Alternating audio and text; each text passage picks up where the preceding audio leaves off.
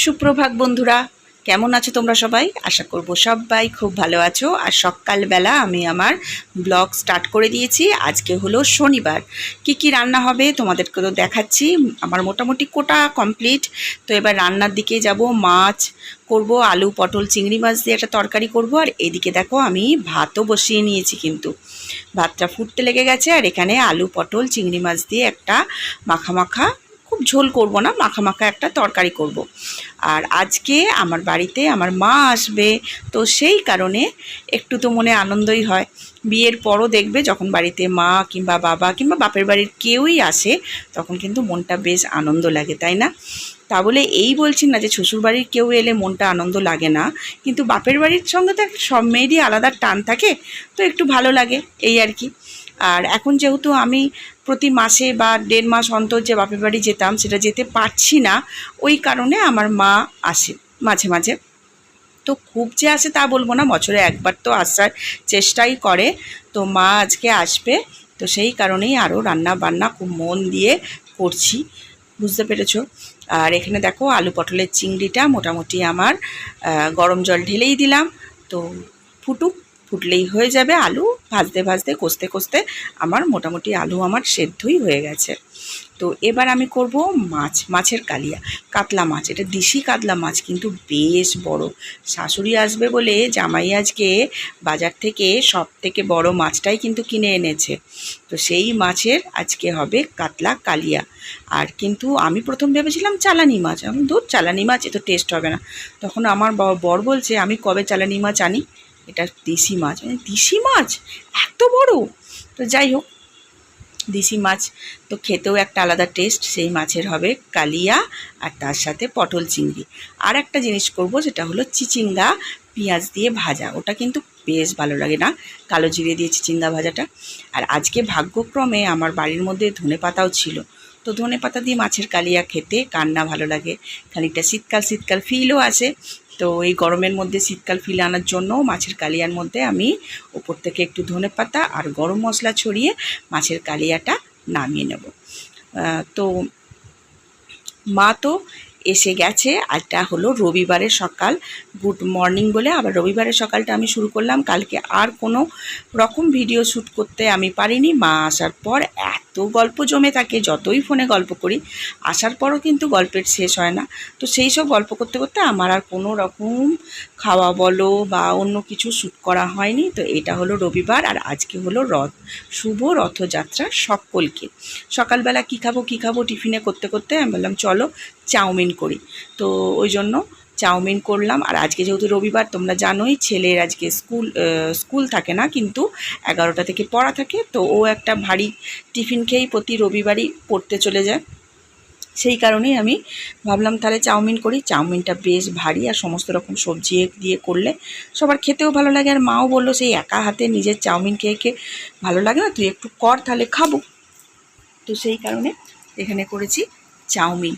আর এখানে দেখো মায়েরা বাড়িতে এলে এটাই একটা সুবিধা, তুমি রান্নার দিকটা দেখলে মা এদিকটা সামলে নেবে। মায়ের স্নান হয়ে গেছে, সব মেলে দিয়েছে ছাদের মধ্যে। আর এখানে পুজোও মায়ের কমপ্লিট। তো মা যেহেতু পায়ের রোগ, মা বাবু হয়ে বসতে পারে না, বুঝতেই পারছো এখন জাতীয় রোগ হয়ে গেছে মেনলি পায়ের রোগটা।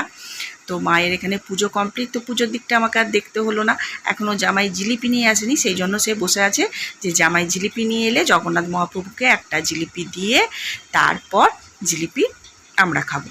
কিন্তু আমি বললাম না, এখন তার আসতে দেরিই হবে, তুমি এক কাজ করো এতক্ষণ রোদ্দুরের মধ্যে, যেহেতু ওপরের ঘরটা তো তোমার ঠাকুর ঘরটা তো ঢালাই নয়, টিনের চাল, ওই জন্য বললাম যে তুমি এতক্ষণ মধ্যে রোদ্দুরে বসে থেকো না, হাই প্রেশার কী হয়ে যাবে না হবে। তুমি চলো, ঠাকুরকে খেতে দেওয়া তো হয়ে গেছে সকালে, তুমি নিয়ে চলে চলো এগুলো। আর তুমি সন্ধেবেলা বরঞ্চ ঠাকুরকে জিলিপি দিও। আর দেখো অযত্নে কত সুন্দর ফুল ফুটেছে নয়নতারা। আর এখানে জামাই এসে গেছে, তো মানে আমার মায়ের জামাই, আমার বর এসে গেছে জিলিপি নিয়ে। তো আমি এখান থেকে মাকে বললাম তোমার যেহেতু স্নান হয়ে গেছে, তুমি এখান থেকে 4টে জিলিপি সরিয়ে রাখো, সন্ধেবেলা ঠাকুরকে জিলিপি দিয়ে প্রসাদ দিও। আর বরকে এখানে দিয়ে দিলাম চাউমিন। আর এবার আমরাও খাবো। মা এই নামলো ছাদ থেকে, তো এবার সবাই মিলে চাউমিন খাই। চলো চাউমিন, আর তার সাথে তো জিলিপি আছেই, কারণ রথ মানেই তো জিলিপি দিয়ে ঠিক সকালটা শুরু না হলে রথ মনেও হয় না। তো জিলিপি দিয়ে শুরু করি সকালটা। চলো জিলিপি দিয়ে দিই বরকে, আর আমার মায়ের ছেলের 3 জনেরই খাবার নিয়ে নিই। তখন আমার ছেলে বাথরুমে ছিল বলে মা বলল আসুক ছেলেটা, তারপর একবারে বাড়িস। তো আমার বর যেহেতু বেরোবে, ওকে আগে দিয়ে দিলাম, ওর খাওয়া কমপ্লিট হয়ে গেছে, ও বেরিয়ে যাক। আমি এদিকে আমাদের সববার চাউমিন বেড়ে নিয়েছি, কারণ খেতে খেতে এখন আমাদের অনেক দেরি, প্রায় 2:30 পৌনে 3টে বেজে যাবে।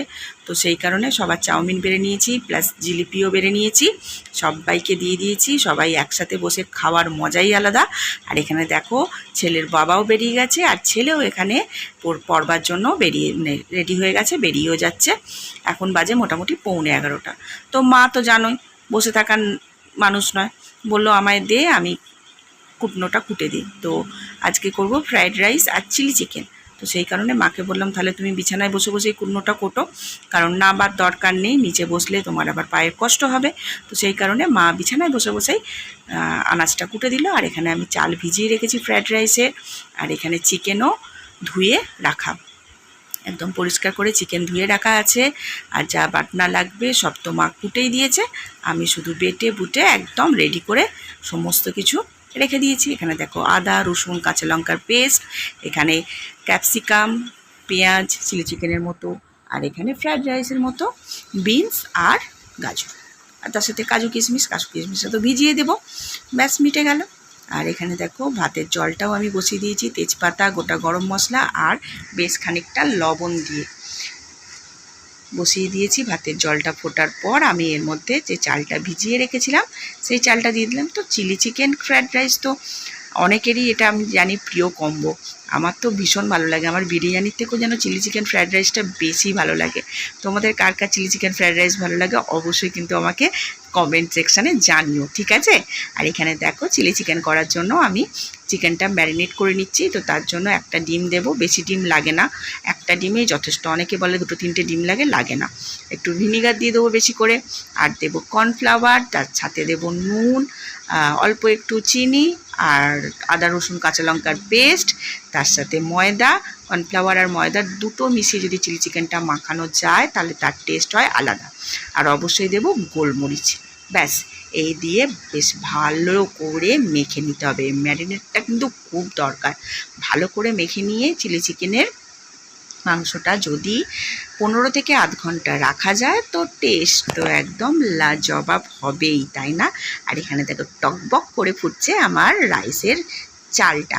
আর এই সময় কিন্তু আমি কোনো জায়গায় নড়ি না, যেই ডাকুক আমি কিন্তু রাইসের চালের বিরিয়ানি বলো ফ্রায়েড রাইস বলো পোলাও বলো এইসব করার সময় কোনো দিকে যাওয়া যায় না। তো সেই কারণে আমি কোথাও এখান থেকে নড়িনি, কারণ ঠিক টাইমে যদি আমি ভাতটা না নামাতে পারি পুরো রান্নাটাই একদম ম্যাচাকার হয়ে যাবে। আর এখানে ভাতের চালটা নামিয়ে মানে ভাতটা নামিয়ে ফ্যান গালটা দিয়ে আমি এখানে চলে এসেছি চিলি চিকেনটা ভাজতে। যেহেতু অনেকটা মাংস তাই একবারে তো হবে না, প্রায় আমি 3 থেকে 4 দফায় মাংসটা ভেজেছিলাম।